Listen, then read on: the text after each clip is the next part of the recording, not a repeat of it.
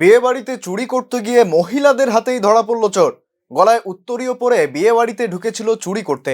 ঘটনা বিশালগড় আমবাগান এলাকার। শনিবার আমবাগানের মোহন দাসের বাড়িতে চলছিল বিয়ের পানখিলি অনুষ্ঠান। পরিবারের মহিলা মহল মেতেছিলেন আনন্দে। সে মুহূর্তেই এক অজ্ঞাত পরিচয় যুবককে দেখতে পান তারা। সরাসরি ওই যুবক বাড়ির ভিতরে ঢুকে পড়েছিল। ঢুকেই বাড়ির ভিতর ইতস্তত ঘুরতে থাকছিল, যার দরুন ওই যুবক চোখে পড়ে যান বাড়ির সদস্যদের। এমতাবস্থায় তাকে জিজ্ঞাসা করা হয় তিনি কে বা কি বৃত্তান্ত। আমতা আমতা করতে থাকে ওই যুবক, আর তারপরে সে বলে ওঠে ব্যান্ড পার্টির সঙ্গে এসেছেন তিনি। পরিবারের লোকজন ব্যান্ড পার্টিকে জিজ্ঞাসা করলে তারাও অস্বীকার করে তাকে চিনতে। এরপরেই বাড়ির মহিলারা গামছা দিয়ে তাকে বেঁধে পুলিশে খবর দেন এবং থানা থেকে পুলিশ এসে তাকে নিয়ে যায়। করে গেছে তারা করতে গিয়ে বাইরে কাকু কাকু মনে করছে, কাকু করছে পরে তখন তাই মনে করছে কাকু কেডা এইতে মনে বাইরে গেছে গিয়া সুজা।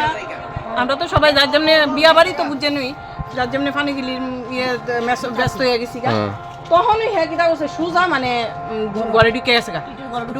ঢুকছে পরে রাজাইনারা একজনে দেখছে দেখা আগে ওই কাজ করেছে তারারে কইছে আপনারা করে কেডা ঢুকছে, তাই না তো আইলে না হেরে ধরবো।